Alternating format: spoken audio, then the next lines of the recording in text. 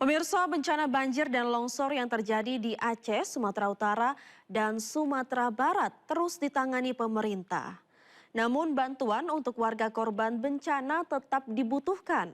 Dan berikut perbincangan rekan Raisa Nadia dengan Kepala Pusat Data Informasi dan Komunikasi Kebencanaan BNPB, Abdul Muhari. Dan bagaimana situasi terkini di sana?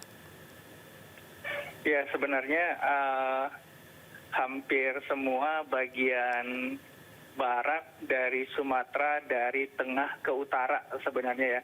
Jadi dari Sumatera Barat, Sumatera Utara, dan juga Aceh, itu pesisir kabupaten kota, pesisir bagian baratnya hampir semua terdampak cuaca ekstrim karena memang ada siklon tropis yang sedang berkembang di utara Pulau Sumatera.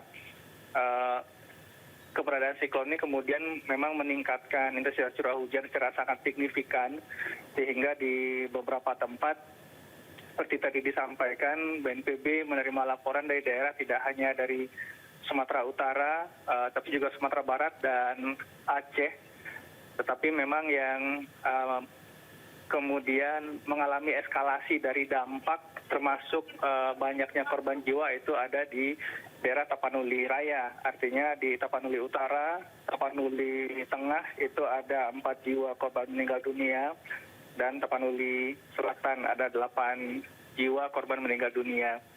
Tapi sudah mengirimkan tim reaksi cepat kita ke lokasi untuk benar-benar bisa melihat kondisi terupdate, kondisi yang real di lapangan agar kita bisa menentukan langkah-langkah intervensi, karena ada beberapa daerah yang terisolasi juga, Mbak Raisa. Nah, total ada berapa korban baik di Tapanuli maupun di Sumatera Barat, di beberapa wilayah di Sumatera Barat, dan apakah akan ada penambahan lagi, akan ada evakuasi ke depannya, Pak? Untuk eskalasi kejadian, BMKG menyampaikan bahwa cuaca ekstrim masih akan terjadi hingga tanggal 27 atau 28. Jadi masih sangat mungkin ada eskalasi dampak, khususnya misalkan di daerah Sumatera Utara. Sumatera Utara itu yang pertama terdampak itu adalah Tapanuli Selatan, kemudian tereskalasi ke Tapanuli Tengah, Tapanuli Utara, kemudian Sibolga, dan sore ini Madani, dan ini masih tetap kita waspadai. Itu sebabnya BNPB mengirimkan tim ke lapangan agar daerah-daerah yang memang masih menjadi titik rawan, kita bisa evakuasi dulu masyarakatnya untuk sementara, supaya potensi korban jiwa bisa kita minimalkan setidaknya hingga potensi cuaca ekstrim 2-3 hari ke depan ini terlewati, Mbak Raisa. Tapi Pak, bagaimana kondisi warga yang sudah dievakuasi? Mereka mengungsi kemana, dan apakah ini banjir bandang masih berlangsung hingga saat ini? Ya, ada 2 bencana sebenarnya, banjir dan longsor. Nah, untuk banjir ini memang daerah terdampaknya cukup luas, rata-rata itu sekitar 2.000 KK, atau kalau misalkan ke jiwa itu sekitar 8.000 hingga 10.000 jiwa. Nah, ini sebagian ada yang tetap di rumah, sebagian yang ketinggian airnya cukup tinggi mengungsi di tempat saudara, dan beberapa titik pengungsian umum juga sudah kita buka, dan dapur umum juga sudah mulai diaktifasi. Nah, ini untuk jumlah pastinya berapa jiwa yang saat ini kemudian ditampung di tempat-tempat pengungsian. Sementara ini masih kita pastikan, karena tim di lapangan juga agak kesulitan komunikasi, tetapi tetap kita upayakan untuk bisa berkomunikasi agar data yang kita miliki terus dimutakhirkan, agar dukungan logistik sebenarnya kita bisa hitung dan kita bisa pastikan warga terdampak bisa tercukupi, Mbak Reisa. Ya Pak, kami menerima informasi ada warga yang terjebak di hutan. Itu bagaimana kondisi terkininya, Pak? Apakah ada laporan terbaru terkait hal tersebut? Kapal nelayan karam dihantam gelombang tinggi di Asahan, Sumatera Utara. 5 nelayan dievakuasi dengan selamat, sementara 1 nelayan meninggal dunia.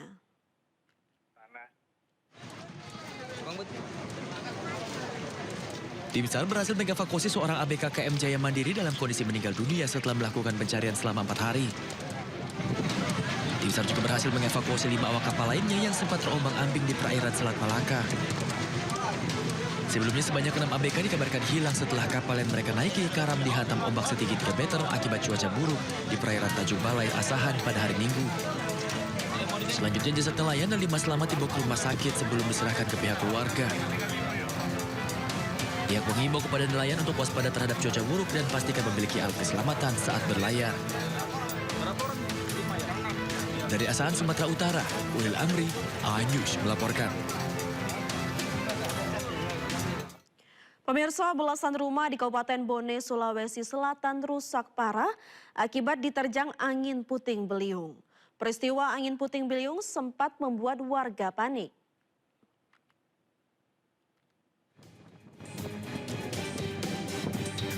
Belasan rumah di Desa Malari, Kecamatan Awang Pone, Kabupaten Bone, Sulawesi Selatan diterjang angin puting beliung.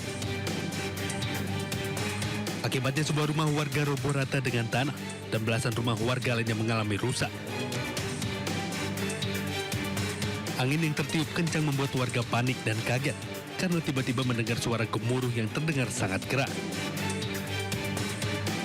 Sementara Sekretaris Desa Malari, Najamudin, membenarkan kejadian tersebut bahwa sekitar 12 rumah warga diterjang angin puting beliung.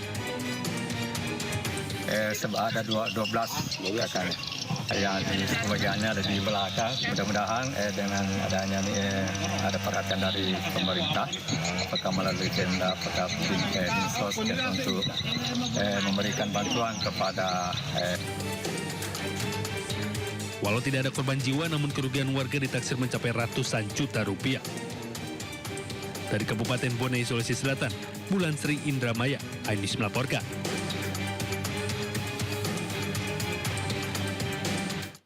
Sebuah rumah makan di Kelapa Gading, Jakarta, hancur akibat ledakan. Diduga ledakan berasal dari kebocoran tabung gas dan 4 orang terluka.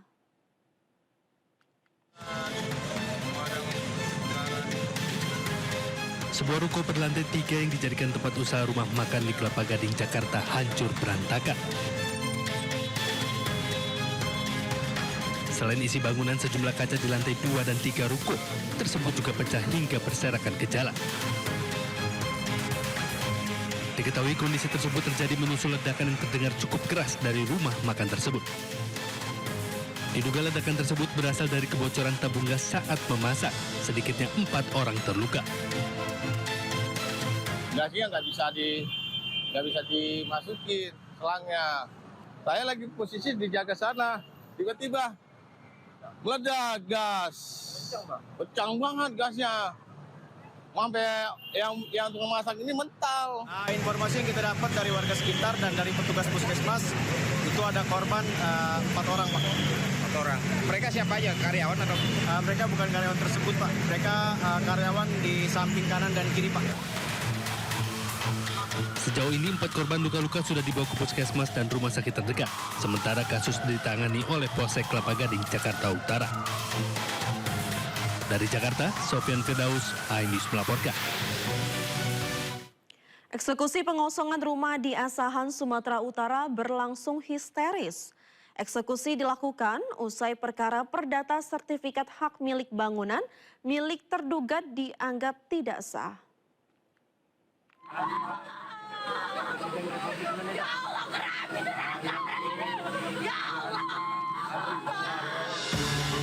Anggota keluarga yang menyaksikan eksekusi pembongkaran rumah orang tua mereka menangis histeris saat alat berat eskavator mulai merobohkan bangunan di Gang Baharu, Jalan Malik Ibrahim, Kisaran, Asahan, Sumatera Utara.